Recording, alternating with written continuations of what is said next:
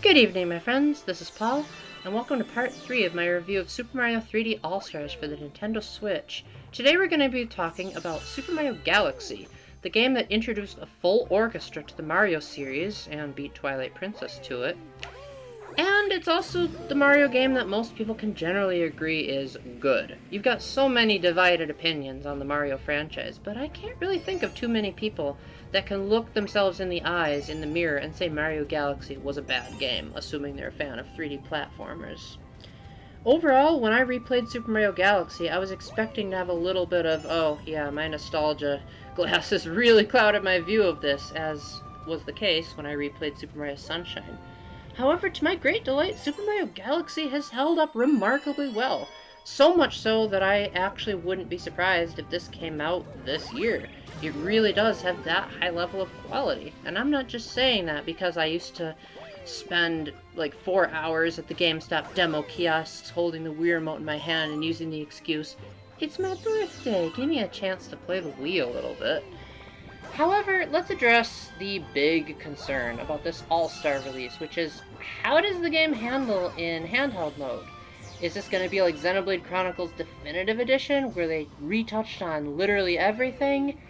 No, this is more or less the same game. It doesn't have any new content, it doesn't have anything from Super Mario Galaxy 2 incorporated to make this a smoother experience. This is more or less the same game from 2007.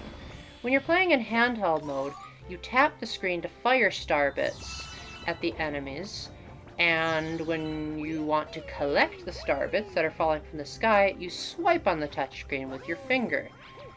Yeah, this is not always the most precise method of doing things, but to be fair, star bits aren't really used a whole lot in Super Mario Galaxy. There are only really a handful of times where you really need them. Thankfully, with Super Mario Galaxy's structure, you can play the galaxies in an incredible variety of orders, so I think only on a few select occasions will players ever find this frustrating. It's certainly unnatural to move Mario around one-handed, but on the other hand, it's a lot more precise than the motion sensors. I don't know why I just did that awkward pause there. You guys should just put up with it. Now, if you're playing this in TV, then it's a little bit more intuitive. You just use the pointer function of the right Joy-Con, or tilt the entire Pro Controller, which seems super counterintuitive. I didn't bother trying it, but I did use the Joy-Con method for capturing this footage. And I gotta say, at first I thought it was amazing, and I thought the motion controls were even better than I remembered them being on the Wii.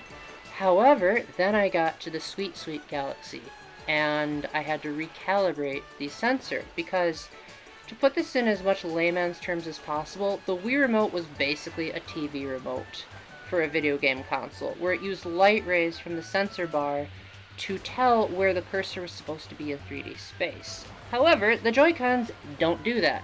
They use a gyro sensor as well as picking up on shapes in front of it.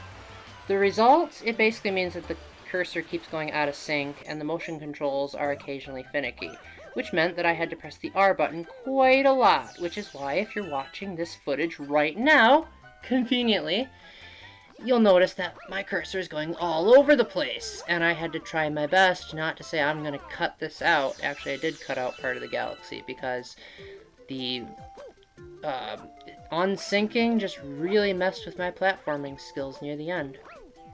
So overall, if you can put up with those motion sensing shenanigans, Mario Galaxy still sounds great, looks great, plays great. Overall, the orchestral soundtrack really adds a lot to the game, but even if it didn't have that, I'd still say that this is a must-buy 3D platformer. It's not a 10 out of 10 like I think Nintendo Power wanted to give it, but it's pretty darn close. There are a few unmemorable galaxies and a few that feel like rip-offs of other ones, but overall I think the moment-to-moment gameplay in Super Mario Galaxy is really solid. While it's true that the galaxies are more divided of tiny planetoids connected together that actually make the galaxy look really small if you were to try to lay it out on a linear map, on the other hand, this leads for more memorable moments in the game design, as opposed to wandering around forever and getting lost. The linear style means that people will always know where to go without feeling like they're overwhelmed with options like they might have in the original 3D Mario games. And while there are certainly people that prefer that approach, I think I'm still going to prefer Super Mario Odyssey to this. It's still a pretty darn close race. And I would dare say that Mario Galaxy has some of the finest set pieces I've ever seen in a video game. And then Galaxy 2 came out, but that is not in this collection. The ending is also really bittersweet and touching and has a lot of implications for the future of the Mario series. And I really like how even though there's not too much story in this game, there's an optional part of the game where you can go to the library and view Rosalina's backstory. And again, it's not terribly complex. It's written and illustrated in such a way that it seems like it was made for children. But on the other hand, it's nice that the game developers actually tried to provide context as to why all of this weird stuff is happening in a Mario game, instead of just saying, it's a video game, just go with it. So that was much appreciated, and I really wish Nintendo would do that more often with their modern games and tell Shigeru Miyamoto to get help, because his reasoning for not wanting a story in a Mario game, no thanks. I don't really agree with that, sorry to say. Now, since I have some time left, and I've already reviewed this game before without footage, you probably know already that this is a must-buy. If I were to score it, I'd say just a smidge away from the 10 mark, because the prankster comments are annoying. Some of the elements are very clearly, this is Galaxy 1, not Galaxy 2. And some of the MIDI tracks that they use are really awful, especially when you juxtapose it with the beautiful orchestral score. So the question I want to answer is this collection worth it? Well, I personally thought that it was totally okay that the only extras 3D All-Stars added besides the games themselves were the soundtracks. I mean, Galaxy 1's soundtrack is incredible enough that if this were the only game in the collection, I would still have paid $60 for it. But, that being said, people who want a little bit more effort in Nintendo games, such as if you're a fan of The Legend of Zelda Collector's Edition or Kirby's Dream Collection, you're going to be a lot disappointed. That was terrible grammar. However, these games are so good, and while Mario Sunshine and Mario 64 have aged really poorly, I still think they're fun experiences that are worth trying out, even if you don't want to beat all of them. And even though they may not be worth the price of admission, Super Mario Galaxy certainly is. And I really wish that I could just say, oh, that's just game journalism making me say that this game is better than it is and that there's actually a host of problems. No, there aren't. This really is that incredible. And overall, I would say that this could be a contender for the best game of its decade. So with that being said, if I had to give a final number to the Super Mario 3D All-Stars collection as a whole, I would probably have to give it, I think as a collection, it's closer to a 14 out of 20, just because all it has is the soundtrack player. If it was me personally, I'd say it was more like a 19 out of 20, because I love orchestras.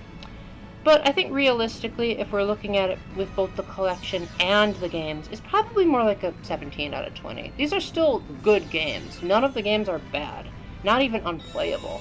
They're not perfect. Some of them are byproducts of their time. Mario Galaxy 2 stands the test of time great, but you're also getting Mario 64 and Mario Sunshine with it. Is this worth it just to play Galaxy? Probably not, because I think it kind of looks more, or feels more natural on a Wii. But on the other hand, if you haven't played Mario 64 or Mario Sunshine before, you are in for a real treat. Or if you can't find the Galaxy disc. So I give Super Mario 3D All-Stars a very high recommendation. Assuming you watch this by March 31st, 2021, because then Nintendo's gonna delist the game and maybe even raid store shelves. Let's hope not.